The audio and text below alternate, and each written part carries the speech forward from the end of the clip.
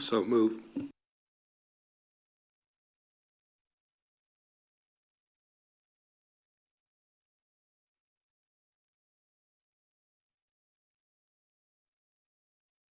Now we will officially call the board meeting. If we could have the pledge of, oh, we don't have it, no, we can't even do that.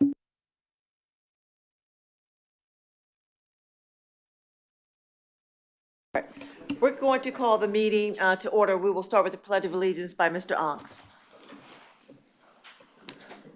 I pledge allegiance to the flag of the United States of America and to the republic for which it stands, one nation, under God, indivisible, with liberty and justice for all. We are going to, go down the agenda. We're going to start with the CEO report by Ms. Beth Houghton at this time. All right. Well, our hurricane relief efforts continue, and you do have an update in your information items that outline the dollar amounts that we've expended. I do expect there are many more in the pipeline that we just won't see until some subsequent months reimbursements, but we've spent about $250,000 against the $500,000 that you all already approved, and if we see need for more, we will come back to you and talk about it and give you that opportunity to make those choices. We also now have educational videos posted to our YouTube channel in both English and Spanish as a follow-up to a tenant rights training that we sort of facilitated that was provided for residents of the standard apartments in Clearwater that were severely flooded. And after their most immediate needs were met, the next thing they really needed to do was figure out what their tenant rights were and where they needed to go. So this free training took place on November 7th at the SPC Clearwater campus and was hosted by Gulf Coast Legal Services and by Maddie Williams Neighborhood Family Center, as well as the JWB.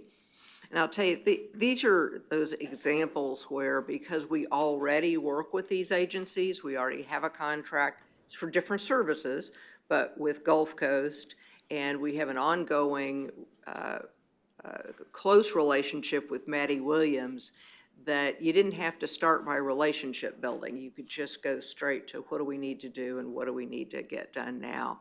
And everybody was incredibly cooperative and stood up.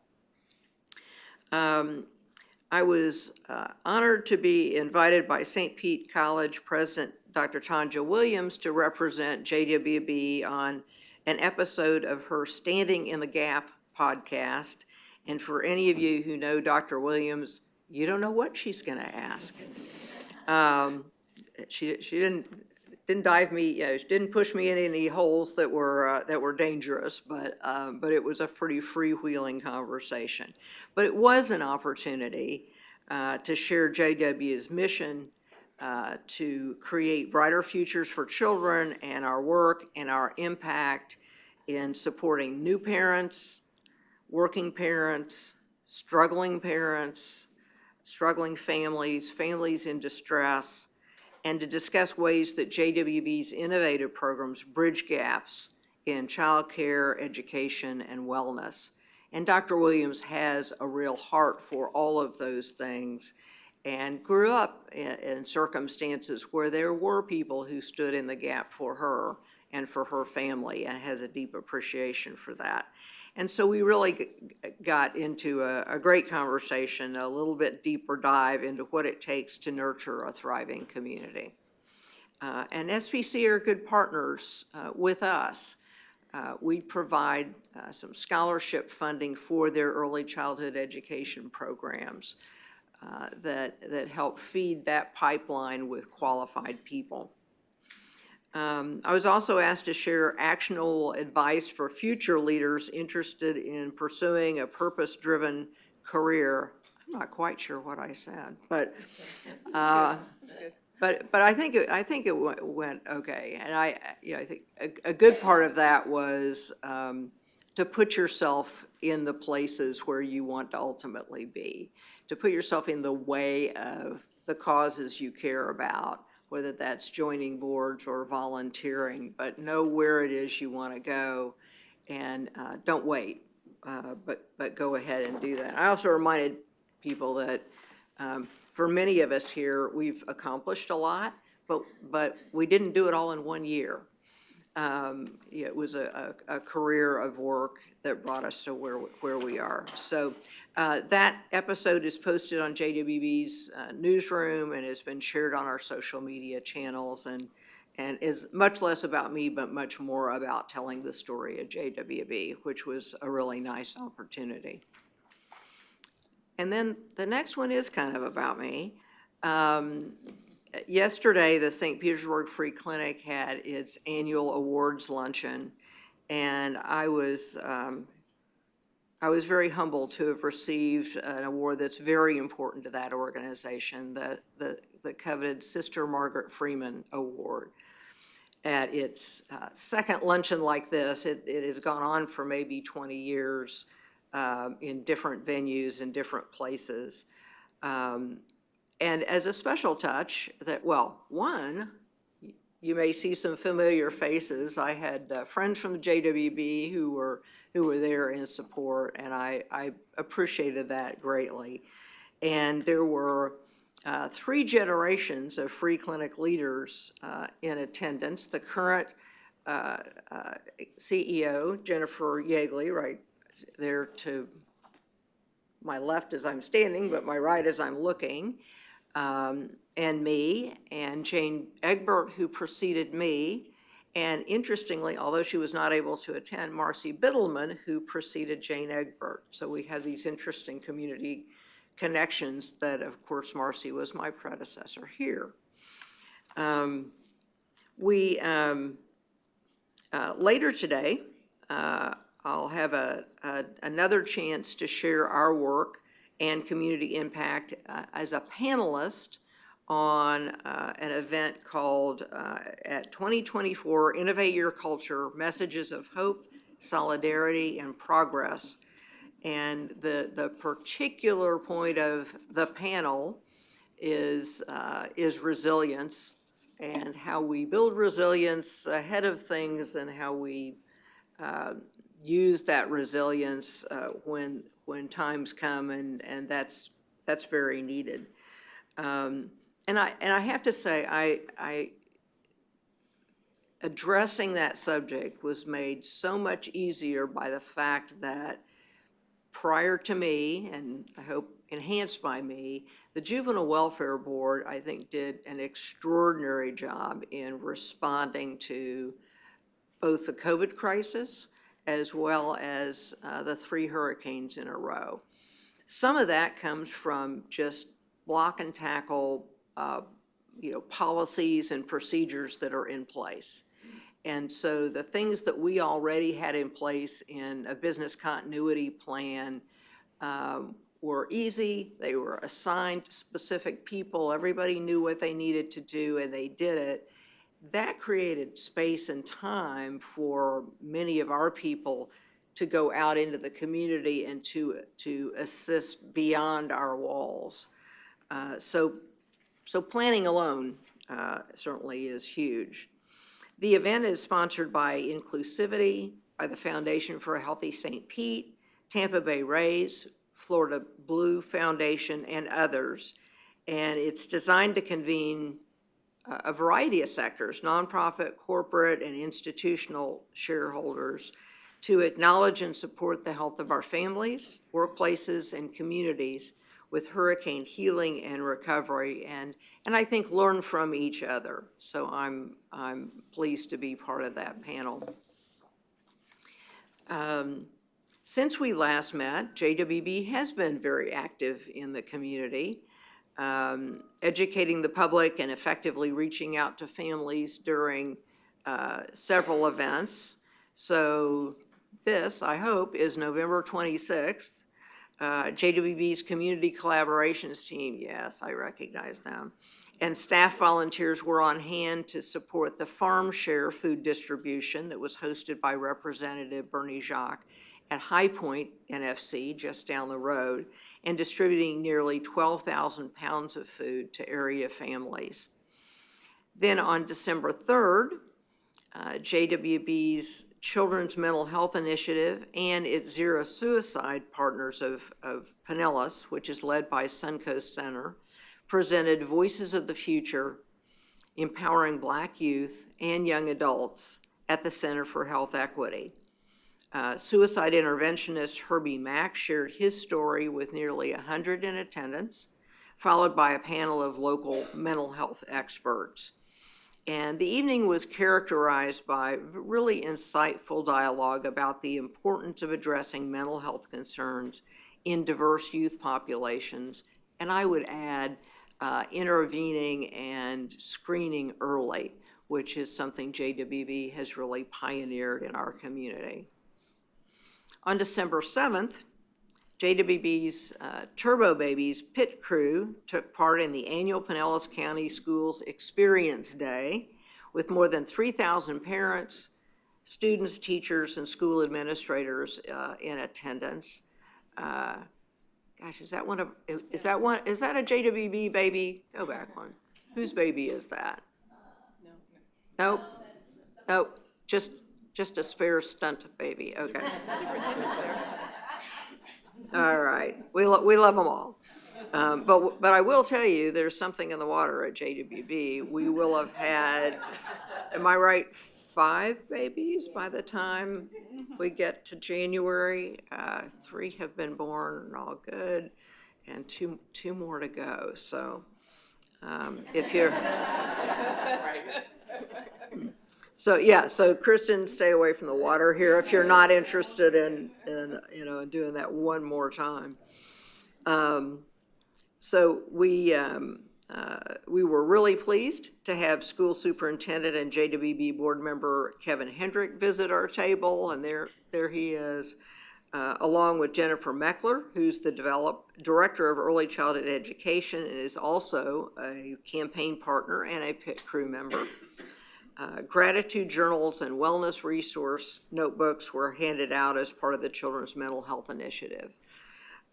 So as you can tell, you see a lot of the same faces. So we had some folks pretty busy out in the community over this last 30 days or so.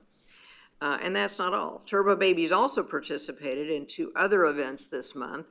An infant academy with Johns Hopkins All Children's Hospital on December 4th at Enoch Davis Center, and a holiday event for families at Jordan Park Apartments as sponsored by the St. Pete Housing Authority.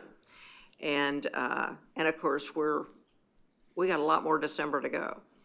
On December 18th, coming up, the Mid-County Community Council will be hosting a holiday extravaganza called Celebrating Our Families, as they've done for the last 4 years. And it's something if you haven't attended it. It's the food's good. Everybody in Pinellas Park participates in one way or the other.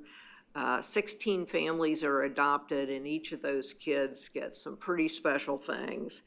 And the families are incredibly grateful.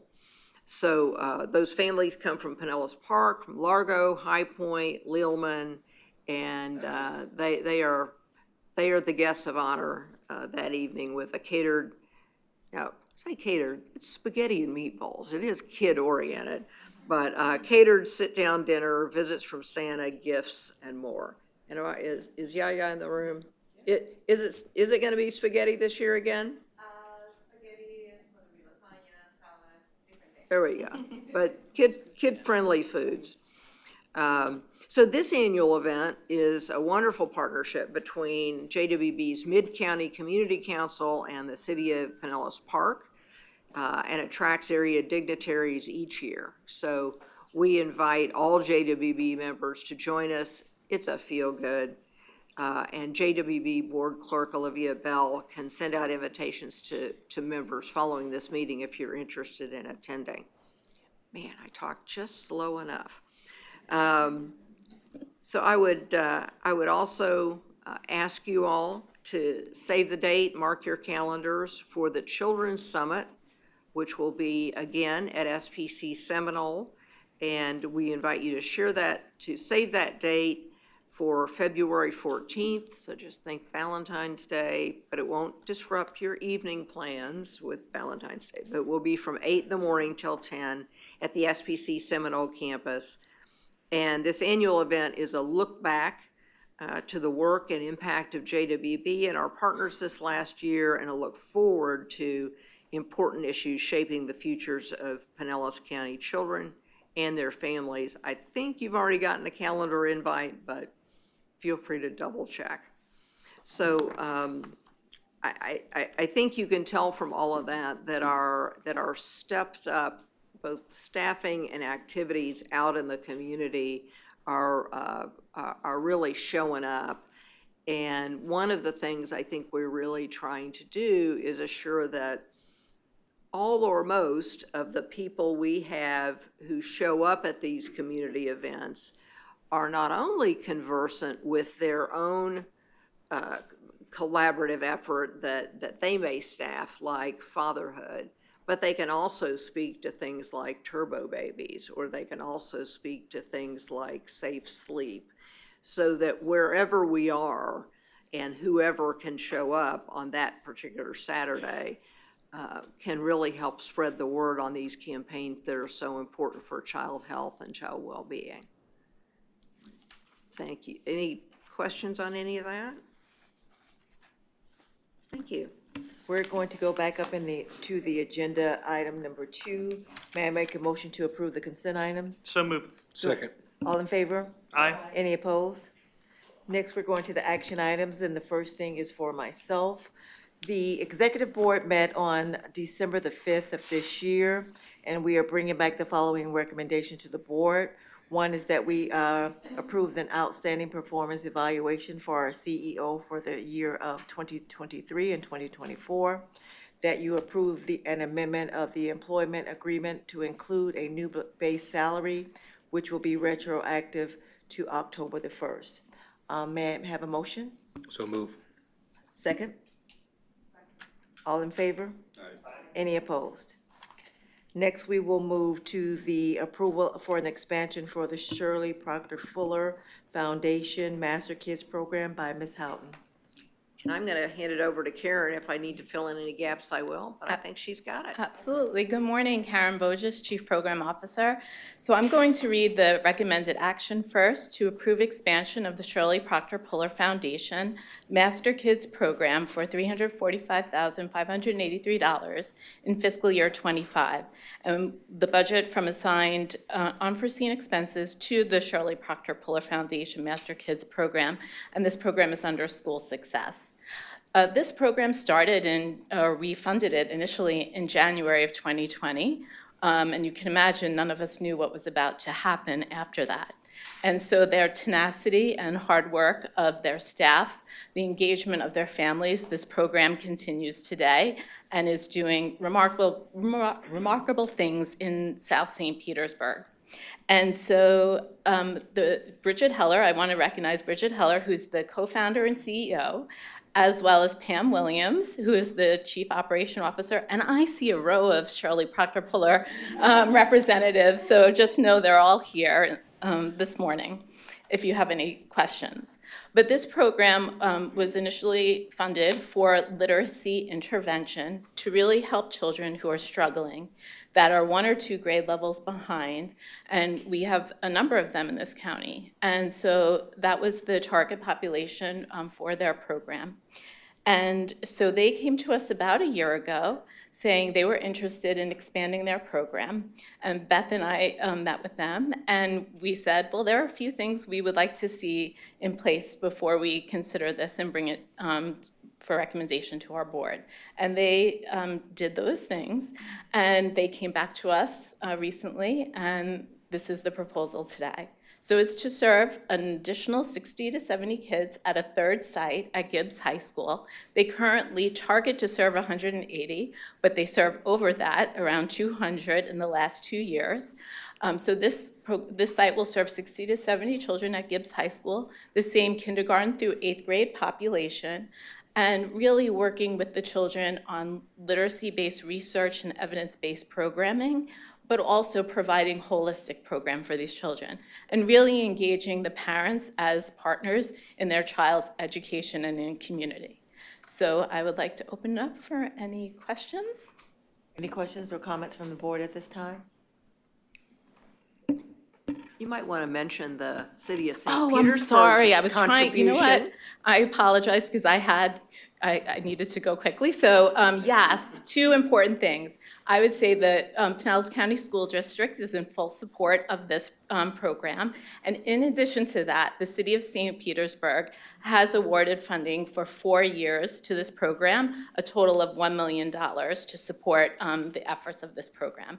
And so the desire is to start this program in mid-January, which is why we are coming here today. Do I have a motion for apologize. approval? So move. Second. All in favor? Aye. Any opposed? Congratulations. Thank you. Next. Thank you all. Next, we're at Section C, which is the Data Warehouse 2.0 project approvals with Ms. Pill and Mr. Stivers. Yes, good morning. Laura Peel, Chief Information Officer. Today I'm seeking approval of the Data Warehouse 2.0 project for a total of $976,839. So this request is a little complicated and is going to require 4 separate approvals from you. So I'm going to go ahead and provide the background, go through the request 1, get a vote, 2, get a vote, I'll explain them all, and then I'm going to turn it over to Robbie for the last 2. So this memo is pretty detailed. I'm assuming you've read it, but I did want to provide just a couple of brief overviews. And just briefly to explain a data warehouse in case anybody doesn't know what it is. It's a centralized repository that stores large volumes of data from multiple sources, and it's designed to have data readily available for business intelligence and reporting. So JWB's data warehouse is needed to evaluate and measure all of our funded programs, including total number served, services, outcomes, and measures, and to determine if programs are meeting their contractual requirements that ultimately improve the children in our community. We also use the data for the Child Opportunity Index. It's used for reporting, maps, and in fact, most of the presentations that you get in the board meetings come from data from our data warehouse, such as program monitoring reports, strategic focus area presentations, etc. So it's really the core of what we do and is critical in measuring many of our strategic goals and outcomes. So our current data warehouse was built in 2015. At that time, we outsourced the configuration and the programming of it for a total price of $397,000. That price did not include the hardware and the software licensing needed. At that time, it was much simpler than it is today. We had one main data source, and we combined it with community and partner data. So since that time, our data warehouse has become much more complex. We've switched provider databases several times, and we now receive our new data from our Flex system and also from direct data uploads from many of our programs. We have a lot more data sharing agreements and more detailed data sets and have many layers of complexity and have made many exceptions to allow for all of these changes. So today, our data warehouse is 9 years old and still uses much of the same development tools that it did in 2015. As stated in the memo, we're facing a lot of challenges with it. So we really believe that with advances in cloud technology, analytics, and artificial intelligence, that a revamp is needed. So over this past summer, we worked with a company called Star 76 to have them make recommendations on the aging warehouse and possibly moving it to the cloud.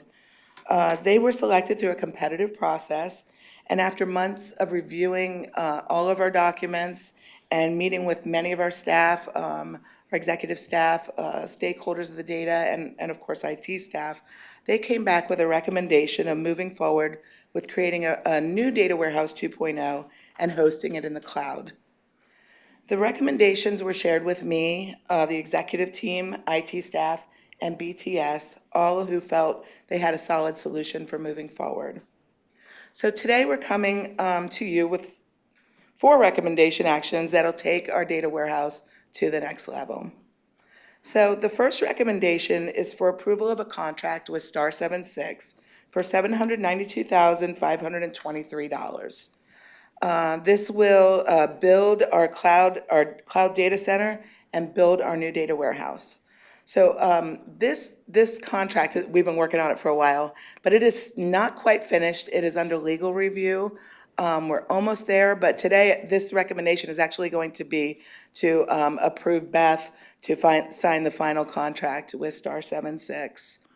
They will be working with us on an 11-month project that includes many staff from Star 76. It includes developers, project managers, security, and infrastructure experts. Their scope of work was attached to the board memo. The first part of their project involves Star 76 working with BTS and our Microsoft 365 administrator to build that cloud infrastructure, security, and the backup needed to host the data warehouse in the cloud. This not only benefits, this project and data analytics, but it decreases the dependency on the building if we were to have a disaster. And it also sets us up for the infrastructure and security that will be needed over the next several years as we transition many of our on-premise servers into the hybrid Azure stack in the cloud. Secondly, they'll be working with our data analytics team, primarily our data architect, to build the new innovative Data Warehouse 2.0 as a modern business intelligence system using the most recent tools. And it should take care of actually all of the issues that we described in the memo. Ongoing maintenance will be handled by BTS and JWB. And I'm going to stop now, that was the first action, to take any questions, and then I think we're calling for a vote for that one. So any questions Any so questions far? from the board? Any comments? May I make a motion? May I make a motion? I had a question. So we're still Yes. negotiating the contract? So we had a contract with them from over the summer, and we are now working on the final version of the contract, which the first contract was for the recommendations, like Laura was explaining. So this is a little more IP in depth, and so we are 99% of the way there. I mean, the scope of work, the payment, everything has really been agreed upon, and as set forth in the memo, it's just the final legal, as you know. And so I would just ask that you give the approval subject to agreement on final legal terms. Okay, and so you don't anticipate like any major changes that we would need to see before we vote on the contract? Nothing substantive. I think it's all just related to making extra sure that we have all the protections we need for confidentiality and IP and those types of things. And so I'm having one of the IP lawyers from my firm also give it a blessing to make certain that we have everything in place. Okay, I'm fine with that. So I'll move approval. Second? Second. All in favor? Aye. Any opposed? Thank you. Okay, thank you. So the second request is to increase the expenditure cap on SHI's master service agreement with Sourcewell. We brought this to you in September. We recommend increasing the 3-year cap for by an additional $172,316 per year, or $516,948 over the next 3 years. So this is needed to purchase the cloud security licenses through Arctic Wolf to protect our data center in the cloud, and these licenses come to $13,316 per year. The second part of that is we also need to increase what we call our pay-as-we-go items that's billed monthly by Microsoft through our enterprise agreement and our PO. This allows the storage, computing, and licenses needed to run the servers and maintain our data safety in the cloud. And that total is estimated, it's an estimate because we had to use a calculator. It's based on consumption, but we estimated $159,000 per year. So both of those being a total of $172,316. Any questions? Any questions? Do I have someone that will make a motion for approval? So moved. All in favor? Any opposed? Thank you. All right, I'm going to turn it over to Robbie for the last two. Good morning. Great job, Laura. That was a lot to present. So the next two motions are for budget amendments, and this is for moving funds around in order to fund the contracts. Request number 3, it's at the bottom of the display there for you. is for a budget amendment to cover the cost associated with the Star 7-6 contract. JWB is seeking approval for a budget amendment to increase the FY25 non-administration budget by $717,523, reducing the fund balance of assigned unforeseen expenses category. And be mindful that the contract amount that Laura mentioned is $792,553. There's $75,000 in the IT budget that will be applied to that. So the budget amendment request before you today is $717,523. Madam Chair, I'll move for. Any questions or comments?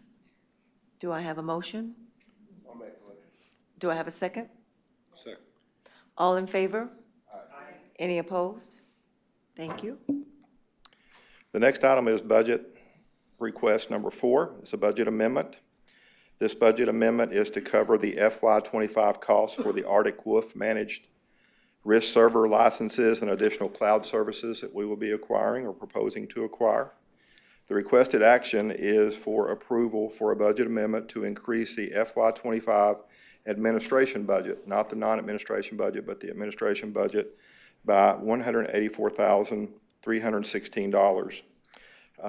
Be mindful that in Laura's request, in number 2, she had asked for $172,376. The difference is $12,000, and that's due to a rollover to get the Arctic Wolf contract between January and July, and then for the second contract that we are proposing to do with them from July to December. So there's a difference of $12,000 there for a total of $184,316. Madam Chair. Do I have a motion? Second? All in favor? Any opposed? Thank you. Thank you. Next, we have a motion for approval of the removal of surplus and obsolete inventory by Ms. Gill. Let me just find my notes. Okay. So this one's a lot simpler. This is the removal of surplus and obsolete inventory. So as we do our inventory and replace equipment and do upgrades each year, we typically have surplus equipment that's no longer needed, is inefficient, or broken. Today, we're seeking approval to remove from inventory the items that were on the attached table, and we can pull them up if you would like, which are no longer needed by JWB. None of the items on the list have a net book value. Most of the items on the list where you'll see like unknown purchase date and amount, those were donated back in the late 90s by the bank when we purchased the old building way back when. And then the Verizon MiFis that you see are no longer needed by JWB, but we didn't purchase them. They actually came with the plan. All items that are still usable must be donated to local not-for-profits per the statute. So we start with our funded agencies, and we do that on a first-come, first-served basis. All other items will be recycled or disposed of. And so if you'd like to see a list of the items, I can pull that up, or if you have any questions, I will take them. Any questions or comments? Do I have a motion? So moved. Second? All in favor? Any opposed? Whew, we were doing it. Thank you very much. We're at the open agenda. Do you? Wow. Okay, and it is Amy Shore, and she's from our club. Okay. Push the button. Yes. Good morning. My name is Amy Shore, and I'm here this morning to introduce myself to the board. I am the current executive director of Our Club Child Care. I had the great privilege of being hired and working under Art O'Hara for several years. I've held several positions in the agency. I've been there for about 9 years. I'm really looking forward and excited to continue to lead the team here. I've been doing it for a couple months, and we're having a good time. And I'd also like to thank JWB Board and Beth and her staff for your continued support of all the important work we do, and I look forward to meeting all of you and working with you. So thank you. Thank you. Congratulations. Were there any comments or concerns on the informational items? I'm sorry, I skipped that. Madam Chair, I do have about future board meetings. you know, and I've talked to Beth about this, one-on-one, but it just seems obvious. There's a work session going on right now for the county commission. And as you all know, we have an automatic, member from the county commission that's appointed by the county commission itself. So, it seems like not all of our board meetings conflict with their work sessions, but it seems like a lot of them do. And in just looking at this schedule over the next year or out to August of 25, it looks like most of our meetings except for February are the second Thursday of the month. And so I just don't know if we have communicated with the county about when their work sessions are gonna be in 2025. But I personally, you know, I don't think with being down a gubernatorial appointee, we have a vacancy, so we have 12 out of 13. I don't think it's fair to the board or to the county commission or to our constituents to have potential quorum problems on a regular basis. So I think we need to figure this out before the end of the year. I And if totally we need to agree. move our dates, let's move our dates. If they can move their dates, let's see if they can move their dates. And thank you. We are working on that. I believe they laid out what they expected their dates to be in 25, and we've changed ours accordingly. But because we've just had elections and a new chair at the county commission, that's something we need to circle back and change and check on. So, yeah, we thought we had it last year, given what we were told, and it didn't happen that way. But I agree with being one down already, and wanting the participation of the county commission, we'll do our level best. Thanks for raising it. No, and I know we've worked hard on it on our end, but it's just something we gotta work through with them, so, thank you, appreciate it. Well, Mr. Ong's, that point is well taken. As you noted, the constituents deserve to have a full board or almost a full board at every meeting when we're discussing items that are important to the community. So, point well taken. Next, we'll go to our milestones by Mr. Bartlett.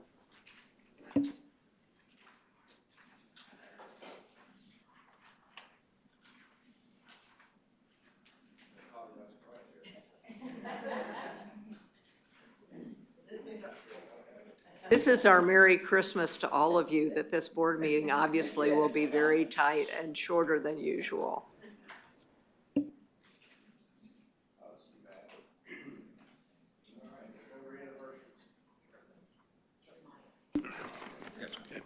November anniversaries, Elaine Melchiotti.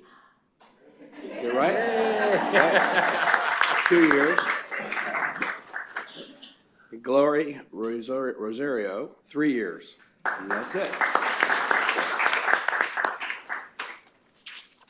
This has been a historically short board meeting. We will adjourn at this time. Happy holidays to you all. Set a record here, Judge. Excellent. Yeah.